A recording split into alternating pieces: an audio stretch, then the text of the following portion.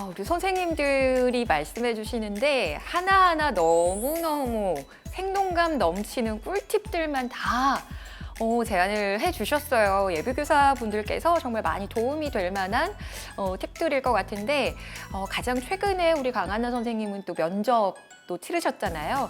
2차 면접을 준비할 때의 팁이 있을까요? 제가 아까 면접에 대해서는 간단히 말씀을 드렸던 것 같고, 근데 수업 실현은 사실 제가 수업 실현에선 점수를 좀 많이 깎이고 합격을 했는데, 그래서 좀 뼈 아프지만 나중에 그럼 왜 점수가 이렇게 많이 깎였을까를 생각을 했을 때 지금 좀 학교 현장에서 기본적인 기조가 어쨌든 학생 중심의 수업이잖아요. 그런데 제가 나름대로는 학생 중심으로 그때 당시에 했다고 생각을 했는데, 지금 생각을 해보니까 또 특히 사회과에서는 수업 모형 같은 게 좀 중요한데 협동학습을 해야 되는 모형이 나왔단 말이에요. 근데 그 수업 주제가 좀 개념이 되게 중요한 또 수업 주제였어요. 근데 저는 개념이 중요한 수업 주제니까 적어도 개념을 잘 알려줘야지라고 생각을 하면서 저도 모르게 좀 굉장히 강의스럽게 수업을 했던 거예요. 수업 실현 당시에. 그때는 약간 당연히 이 개념을 가르칠 때는 강의를 해야지라고 생각을 했던 것 같아요. 근데 지금 생각을 해보면 수업 실현은 어쩌면 실제 수업이 아니라 사실 수업을 하는 것처럼 보여주는 거고, 그걸 통해서 나는 이런 교육관을 가지고 있고 이걸 중요하게 생각하는 교사다. 내가 수업을 짤 때 이걸 고려했다를 이제 그 짧은 시간 안에 날 평가하고 있는 그 사람들한테 보여줘야 되는 거거든요. 그러니까 지금 생각하면 그 협동학습이라는 게 더 드러날 수 있도록 그냥 그 수업의 모든 순간에 학생들이 협동해서 뭔가 개념을 도출해내고 만들어내고, 실제 수업에서 그렇게 되게 어렵더라도 그 상황에서는 내가 그런 교사인 것을 확실하게 보여줄 수 있는 장치들이 더 많이 들어갔어야 저 교사는 정말 협동학습에 대해서 관심이 있고 이걸 추구하는 교사구나, 이런 게 더 보였을 것 같아요. 교사로서의 가치관을 조금 더 보여주면 좋을 것 같다. 네, 이런 팁을 주셨습니다. 그다음에 여지화 선생님. 저는 면접보다 사실 수업 실기 때 소수점짜리 마이너스를 받았었어요. 그래서 수업 실현은 내가 좀 잘했다 이렇게 생각을 지금도 하고 있는데, 저희가 이제 전국에서 딱 서울만 5명을 뽑다 보니까 대기 중과 그다음에 제가 수업을 다 하고 나왔을 때 다른 친구들이 하는 수업 내용을 제가 다 들을 수 있었었거든요. 그러면서 그때 느꼈던 부분이 지금 강한나 선생님이 지적하셨던 부분하고 연결이 될 수 있을 것 같은데요. 선생님들이 긴장감 때문에, 그리고 혹은 내가 많이 아는 것을 보여드려야 된다는 부담감 때문에 시작부터 개념에 대한 정리라든가 나의 지식적인 부분을 충분히 알려드리기 위해서 노력을 많이 하시더라고요. 근데 그렇게 하다 보면 자칫 앞에 있는 감독관들이 봤을 때 일방적으로 이 친구는 자기가 아는 것을 얘기하려고만 하는구나 라고 느끼기 쉬운 것 같아요. 그래서 저는 그 부분을 좀 바꿔보려고 노력을 많이 했는데, 그 부분은 결국 수업 시간에 실제 아이들이 이곳에 있다면 내가 이 아이들하고 이 수업의 내용을 어떻게 호기심을 갖고 갈 수 있을까를 열심히 고민을 했었던 것 같아요. 그래서 그때도 수업 실현을 할 때 앞에 아이들이 있다고 생각하고 이 아이들의 지금 수준과 이 교실 상황을 내가 충분히 파악하고 있다는 것을 알려드리기 위해서 많이 노력을 했었거든요. 그리고 그분들이 대답은 못 하시죠. 면접관이기 때문에 대답은 못 하시지만 제가 적절한 발문이라든가 어떤 그 분위기를 녹일 수 있는 농담이라든가 이런 것들 얘기를 했을 때 이렇게 미소가 이렇게 살짝 이렇게 번지면서 고개를 끄덕끄덕 하시는 모습들을 보면서 나하고 지금 호흡하고 계시구나, 이런 생각을 했었거든요. 그래서 나중에 시험 결과를 확인했을 때 감점을 되게 조금 주셨더라고요. 그래서 이런 부분이 수업 실현에서는 무엇보다 중요하겠구나라는 걸 느낄 수 있었습니다.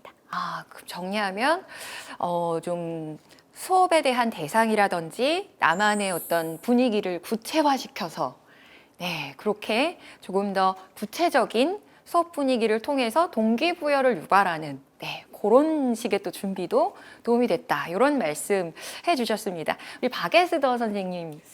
네. 사실 저는 진짜 할 말이 너무 많아요. 왜냐하면 전 5번 시험을 봤잖아요. 네. 그리고 면접도 진짜 많이 봤어요. 운이 좋아서 1차는 합격을 여러 번 했기 때문에 면접을 계속 여러 번 받고 계속 면접에서 떨어졌어요. 근데 이제 제가 면접에서 이제 떨어진 여러 가지 이유들도 있고, 사실 수업 실현이 시작된 그 첫 해에 제가 합격을 했었어요. 그래서 여러 가지 생각들이 드는데, 면접은 정해진 답이 있는 경우들이 굉장히 많아요. 그 채점하시는 분들이. 그래서 정해진 단어가 딱 들어가야 되고, 그 다음에 각각의 교육청에서 지향하는 교육 지점들이 정확하게 단어로 언급이 되면 그거를 이렇게 채점하시는 경우들이 있고, 근데 이제 저는 너무 이렇게 막연했던 거예요. 처음 면접을 할 때 외워야 될 부분들이 있는 거는 외워줬어야 됐고, 5개 얘기를 해야 되면 5개 얘기를 해야 되는데 그렇게 그런 구체적인 노하우들이 조금 부족했던 거죠. 그냥 내가 좋은 선생님이니까 뭐 좋게 나의 느낌을 전하면 될 줄 알았는데 그게 아니었어요. 그리고 뭐 지나치게 자신감 넘쳐서 이렇게 하는 태도들은 사실 앞에 계시는 면접관님들이 장학관님들이시거나 교장선생님들이시거나 학교 전체를 아우르시는 분들이신데, 그분들은 사실 너무 장난스럽게 하는 경우에는 좀 저 친구가 좀 진지하지 못하다 이렇게 생각할 수 있거든요. 근데 저는 처음에 너무 패기 넘쳐가지고 막 파이팅 막 외치면서 정말 거기 계신 모든 분들을 배꼽 잡고 막 깔깔거리고 웃게끔 막 만들고 난 해냈어! 약간 이런 식이었어요. 그랬는데 이제 그렇게 해서 정말 면접에서 최하점을 받았어요. 그 해. 네, 그 해.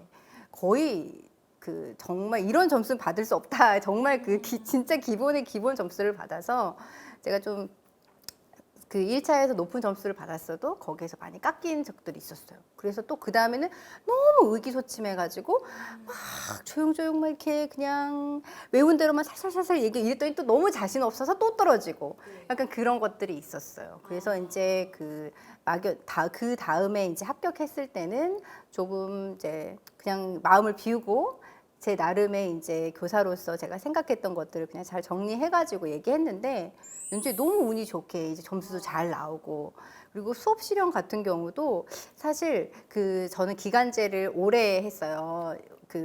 시험 보는 기간 내내 기간제 교사 생활을 하면서 학교에서 경험을 계속했는데 그 모든 순간이 버려지는 순간이 없더라고요.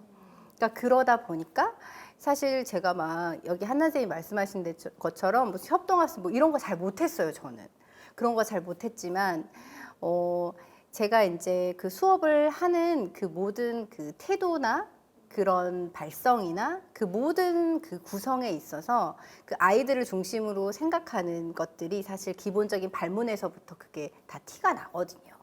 그래서 굉장히 높은 점수를 받았어요.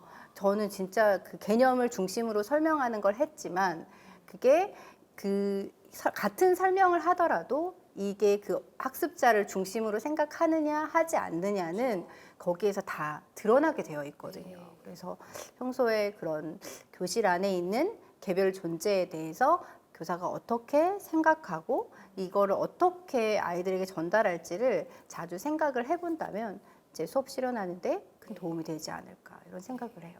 교사로서 내가 더 드러나기보다는 네, 아이들을 더 생각하면서 자연스럽게 또 네, 이렇게 나온다라는 그런 또 팁을 주셨습니다. 자, 우리 최지혜 선생님. 저는 이제 뭐 가치관이나 이런 거 많이 말씀해 주셨으니까 정말 준비하는 꿀팁 얘기해 드릴게요. 전 지금도 제 수업을 찍거든요. 지금도 제 수업을 찍어요. 근데 그 이유는 내 수업이 어떻게 흘러가고 있고 내가 어떤 발문을 하고 어떤 단어를 아이들한테 사용하는지 그게 정말 많은 영향을 미친다고 전 생각해요. 그래서 너무 힘드시겠지만 수업 시연하시는 동안에 물론 동료들의 피드백도 많이 받으실 거예요. 왜냐면 스터디를 같이 하니까. 그거 말고도 본인의 수업을 찍고 본인의 수업을 보면서 내가 이러한 표정으로 아이들을 대하고 있구나. 이런 것들을 한 번쯤은 객관적으로 봐야 할 필요가 있는 것 같아요. 그게 정말 중요하다는 생각이 들고요. 그다음에 S 선생님 말씀하셨는데 저는 떨어졌을 때 제가 실수한 거 말씀드리면 문제 5가지를 얘기하라고 했는데 거기에 각각이란 단어가 있었어요. 그래서 저는 이 각각의 문제 5문제에 대한 5개씩인 줄 알고 25개를 대답했거든요. 그러니까 한 문제에 하나를 대답하라는 그 각각이었는데, 그러니까 문제를 잘 읽고 그 문제에서 몇 개를 대답해야 되는지를 빠른 시간 안에 분석해내야 돼요. 면접도. 그렇기 때문에 질문의 요지를 잘 파악해야 한다. 그래서 떨지 말고 강한 심장으로 가서 빠르게 문제를 읽고 그 문제에 적합한 답을 잘 찾아야 한다는 거. 결국에 면접도 구술 시험이더라고요. 그러니까 참 이게 안타깝긴 한데요. 자신의 교직관을 드러내야 되는 부분도 맞지만 정답이 있는 구술 시험이라는 걸 잊지 않아야 하는 것 같습니다. 이 시험을 준비하시면서 굉장히 또 어렵고 고된 길이잖아요. 일단 좀 마음도 불안하고 그러다 보면은 많이들 예민해지고 그러셨을 것 같은데 우리 강한나 선생님 어떠셨어요? 저도 되게 쉽지 않은 임용고시 시절을 보냈던 것 같은데 저는 제가 스트레스를 막 많이 받고 있다고 생각을 못 했는데 그 기간 동안에 내가 마음이 힘들구나를 느끼기 전에 몸으로 막 그 스트레스가 왔던 것 같아요. 그래서 너무 막 여기저기가 아프더라고요. 근데 그때는 그게 또 스트레스 받아서 아픈 줄도 모르고 병원만 막 이렇게 돌아다녔는데 지금 생각하니까 그게 나 스트레스 때문에 온 몸이 내가 너무 힘들다고 아우성을 막 치고 있었던 거예요. 그래서 몸과 마음 건강이 되게 많이 연결돼 있구나를 좀 느꼈던 시간이었던 것 같아요. 네, 요지아 선생님?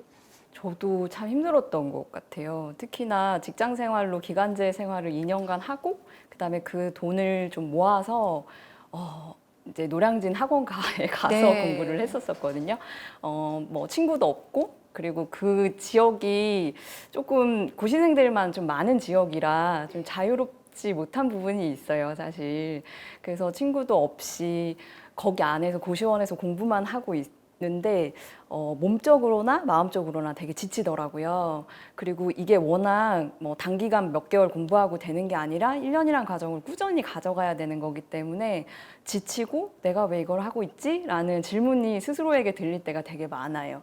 그리고 또 공부만 하는 공간일 것 같지만 곳곳에 이제 작게 이제 유흥 공간들이 굉장히 많거든요. 그래서 도서관에서 살짝 나오면 얼마든지 자유롭게 또 놀 수 있는 공간이 계속 있기 때문에 그런 유혹을 뿌리치는 것도 쉽지 않고 처음에는 모두 강인한 마음으로 고시원에 모여 있지만 날이 더워지기 시작하면서 자꾸 함께 불금을 또 어울리고 싶고 이런 유혹들이 계속 되거든요. 그래서 그런 유혹을 이겨내는 것도 사실 쉽지 않았어요. 그래서 저는 그거를 이겨낸 두 가지 방법은 기록을 계속 했던 것 같아요. 그게 일기든 다이어리든 내가 왜 이걸 하고 있을까에 대한 기록, 그다음에 오늘에 대한 하루에 대한 기록을 계속 꾸준히 해서 시간이 지나고 난 다음에 그때 이 시점에 내가 이런 마음이었구나 하고 다시 돌아봤던 것, 그 지점이 있었고요. 두 번째는 계속 무슨 생각을 했냐면 내가 시험을 합격을 해서 학교로 돌아갔을 때 처음 아이들을 만난 조회 시간에 무슨 얘기를 할까 그걸 항상 상상을 했었거든요. 네, 그래서 그때 이왕이면 내가 열심히 너희를 만나기 위해서 이 시간을 견디고 왔어 이렇게 얘기를 하면 애들이 좋아하지 않을까? 진짜 좋아했을까요? 결과는? 않을까? 막 이런 상상을 하면서 아이들 처음 만난 날 무슨 얘기 해주지? 그 상상을 계속 하면서 힘들 때는 달랬었습니다.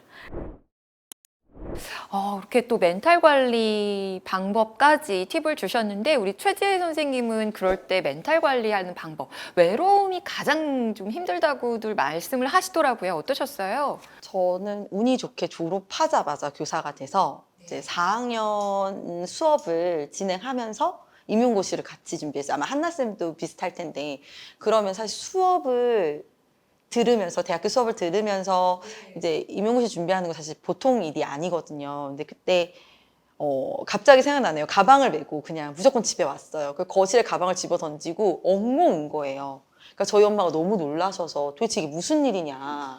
그래서 제가 공부 못 하겠다고, 나 이거 떨어질 것 같아서 못 하겠다고 했던 기억이 나네요. 근데 그때 처음으로 이걸 하다가 죽을 수도 있겠다는 생각을 했어요. 아마 많은 고시생들이 그런 생각을 할 텐데 근데 그때 멘탈을 잡는 방법은 저도 수업을 하는 제 모습을 생각했던 것 같아요. 내가 만날 아이들. 그게 가장 컸어요. 그리고 그게 버틸 수 있는 힘이었고. 저는 우리 선생님 임용 얘기하는 거 너무 싫어해요. 아니, 제가 임용 얘기하는 거 네. 너무 싫어하거든요. 너무 힘들죠. 아마 진짜 많이 힘드실 거고 이걸 보시는 분들도 너무 외로울 거예요. 근데 할 수 있어요. 그리고 좋은 교사가 될 수 있어요. 그 얘기를 너무 해주고 싶었고 제가 후배들한테도 이런 특강 가면 늘 해주는 말이 나를 잘 지키면 언젠가 기회는 온다. 나를 위한 기회가 준비되어져 있다. 근데 그게 어딜지 모르기 때문에 어떤 기회이든 잡으려고 노력하면 분명히 너가 설 수 있는 교단이 있다라고 말해주거든요. 네, 그걸 꼭 기억하셨으면 좋겠어요. 그러니까 한두 번 떨어진다고 해서 내가 교사의 자질이 없는 건 진짜 아니에요. 근데 그거랑 싸워야 되는 게 너무 힘들어요. 내가 이 시험을 떨어지면 교사 자질이 없다 라고 생각하는 그 마음이 너무 힘드니까. 근데 그렇지 않다는 거, 그거 꼭 말해주고 싶었어요. 저도 얼렁고시 준비할 때가 생각이 나네요. 정말 많이 울고, 저는 이제 일산에 살아요. 호수공원에 가서 막 이렇게 소리도 지르고 그랬는데, 그때 어느 순간 그래 뭐 아나운서가 되고 싶다고 해서 유명하고 뭔가 남들에게 보여주는 게 아니라 내가 만족할 수 있는 직업인이 되자 이렇게 생각을 했는데, 포기하려고 할 때 제 친구 한 명이 10년만 버티면 넌 여기서 프로가 될 수 있어. 이 말이 정말 힘이 됐던 것 같아요. 그래, 내가 10년만 한번 해보자. 근데 지금 선생님 말씀해 주신 것처럼 언젠가 버티고 노력하다 보면 분명히 내 자리는 있는 것 같다라는 생각이 듭니다.